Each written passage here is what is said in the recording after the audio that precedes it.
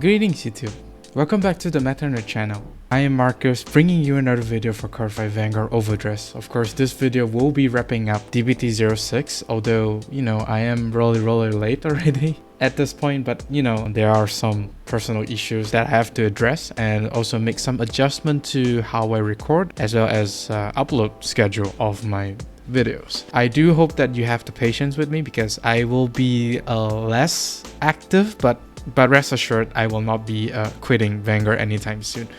But of course, I will be returning with a wrapping up video for DBT06 because I really feel bad for not wrapping up DBT06, in particularly Lianorn's reveal. So let's take a look at what are the cards that I actually miss. And of course, feel free to let me know down in the comment section if I did miss any of the cards that is supposed to be in DBT06. The first card that we have is actually not really from DBT06, although it's actually one of the cards that actually shook the meta for the current D standard, Elementaria Sanctitude.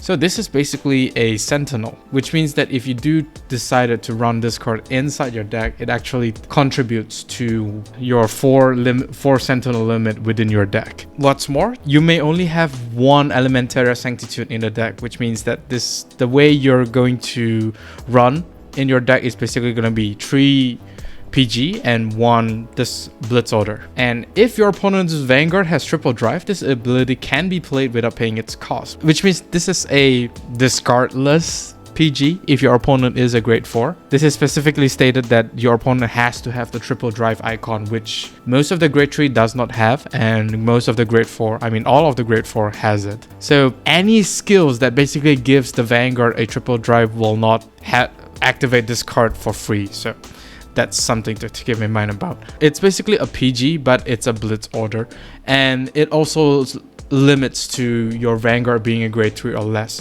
So if you do happen to ride up to grade 4, you can no longer use this card, even if you wanted to guard a rear guard. So, if you're playing a grade 4, you could still run this in a grade 4 deck, but up until before you ride into the grade 4, it's best for you to use this card. I don't really recommend to run this card if you wanted to build a grade 4 deck. But hey, it still worked before you ride into the grade 4. Although whether or not how consistent in you getting this card is still debatable, because you can only run one card in the whole deck. So it's probably not going to be as consistent if you are running a grade 4 deck. However, since this is a Blitz Order, it actually bypasses a lot of guard restrict. For example, the most popular example will be Lianorn, the cat girl from Lyrical Monastro, because she specifically says you cannot use a sentinel from your hand. The beauty about the Blitz Order is that it's not going to the guard circle, it's going to the order zone, which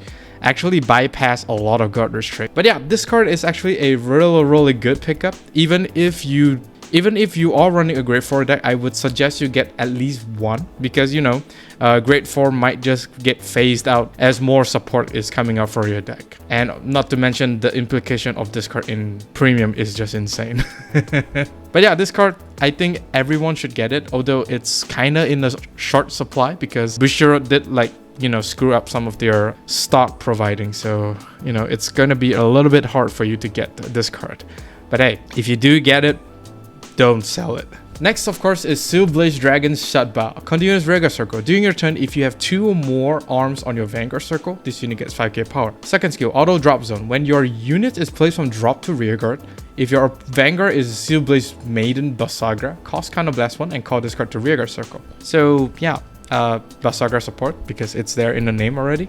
This is basically a 15k that will call itself from the drop zone by paying 1 counterblast, although that 1 counterblast can be countercharged back if you do decided to call Trick Moon, because Trick Moon does countercharge 1. This allows you to get more value out of your Basagra superior card from the drop zone skill, because whenever you arm a card, you're able to soul charge 1 and call a grade 1 and below unit from your drop zone. So most likely it's gonna be the Trick Moon, and if this card is in a drop zone, you just pay at the extra 1 counterblast and call itself out, which is actually super nice. However, the counterblast is actually net 0, because even if you countercharge by Trick Moon skill, you are still paying that 1 counterblast to superior card itself. So it's not really the best support, but I think this card can be played if you do need like an emergency rearguard to attack your opponent. This card is actually not too bad and does really live up to the double R already. Next, for Stoicheia, we are moving to the last remaining cards for Stoicheia. In the Dark Knight, the Resentment Freeze, you basically pay one soul to play this card. Look at the 3 cards from the top of your deck, choose a card from among them, discard it, and shuffle your deck. Choose a card with grade equal to or less than your Vanguard from your drop zone and call it a rearguard circle. This is basically selective milling, and you know, selective milling is always a win. Although top 3 isn't really exactly that consistent, because who knows, you might just check top 3 triggers, so that's gonna suck. If this card is checking the top 7, then yeah, this card would be really great, but top 3 isn't really that consistent as well as that useful. The discard as well as the superior call is mandatory, so no matter what, if you check top 3 triggers, you have to discard one, which is kind of a downer. The superior call, I think it's always a plus, so even if the superior call is not mandatory, I think you would still want to superior call, because you know, your drop zone has a lot of stuff and you know, people would just like to burn and beat the living hell out of Stoicheia's rearguard, so that's basically a win to me. Any deck can use this, by the way, because you know, it's not restricted to any right line, although the artwork basically lean this card to its Zorga, but it doesn't really restrict to Zorga. So this is a really nice card, although whether or not you want to sacrifice cards for this card is it's still up for debatable, if you ask me. Next up, we have a order card for Lianorn, Happy Dreaming Festa. Play this with Counterblast 1 and provided if your Vanguard is Lianorn. Look at the 7 cards from the top of your deck, choose up to 2 grade 1 or less cards from among them, call it to rearguard circle and shuffle your deck. This is basically a very nice superior calling. It checks top 7 too, and you know, we have Lianorn do have a lot of grade 1s, which give Lianorn an amazing amount of power, as well as unlocking Lianorn's skill, which is super nice. And not to mention, you are filtering your deck too. Very nice. Exchanging 1 card for 1 Counterblast for 2 rearguards is actually super nice, especially against decks that basically retires a lot. For example, Gravidia. I mean, this is a common card and it is doing a lot already for Lianorn deck. I'm really amazed that this is a common card. Next up, we have the triple R, Congratulatory Performance Sucuse. Sucuse? Auto rearguard circle. When this unit boosts a Vanguard, cost Soberless 1, choose one of your opponent's grade 2 or greater rearguards not being attacked, move it to Guardian Circle. And if it cannot move, this unit gets 5k power until the end of turn. Yeah, this is basically kinda like a pseudo retire skill, which is actually quite nice. And as we all know, Lianorn is attacking for like a very big number already, so that rearguard is for sure is going to be not providing any value. And I don't think people want to hard guard Lianorn, because at the minimum I think it's going to be like 50k, which is quite a lot if you don't have a PG. So it's either PG or you no guard Lianorn, which is something that this card actually helps with the pseudo retire. Although the Soul Blast one here will be a little bit of a hindrance, because Lianorn do use quite a bit of soul, and not to mention the right line for Lianorn also use quite a bit of soul already. Well, not really use the soul, but they call themselves from the soul, which tends to limit your soul count. You will need to rely on Biara for the soul resource, because most of the time Lianorn is going to be attacking hits